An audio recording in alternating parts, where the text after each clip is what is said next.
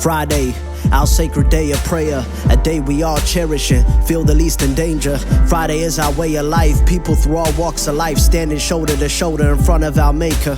Friday has a layer of holiness and escape from the loneliness we feel from alienation controlling us. Friday is the only day we feel we belong, the longing for home, inside of our home, away from home. So how were we so keen to neglect? How was 3-year-old Mucaad ever seen as a threat? How did a father and son leave home and the next thing they know they were on a praying mat, bleeding to death? Bodies piled up while the shooters feeding them lead.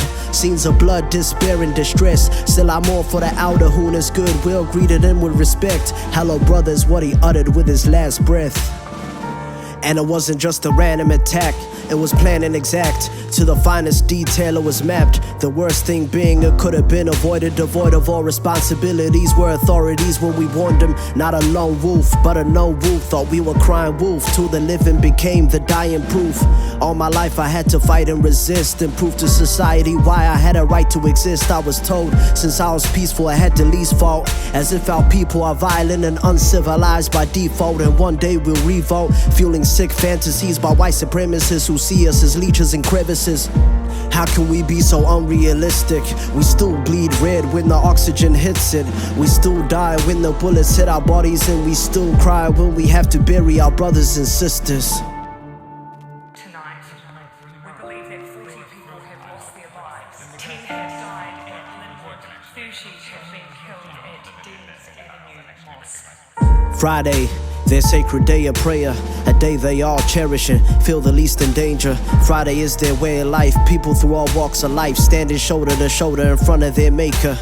Friday is the perfect day to murder them with their backs turned in worship, and no one to alert them. Get rid of this burden to society, make sure not a single soul's hurted, and prefer them dead before they give birth to any more of them.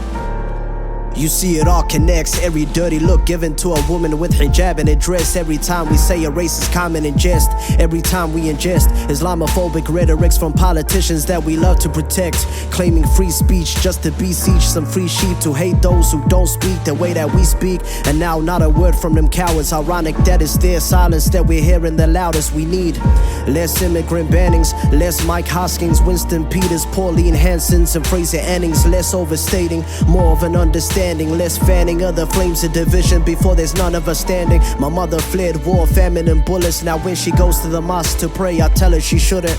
I just wanted to be like what it said on them pamphlets before we fled for safety and chose the life we were handed. I mean, for goodness sake, how much more can we take? We had to wait 51 janazah services to surface just to have a debate about whether there's hate, about a need to understand how hateful comments can carry weight. Friday will remain a blood stain on our flag. I just pray they ain't die in vain protecting what we had. Friday, March 15th, forever in our hearts, but Friday is a day they can never take from us.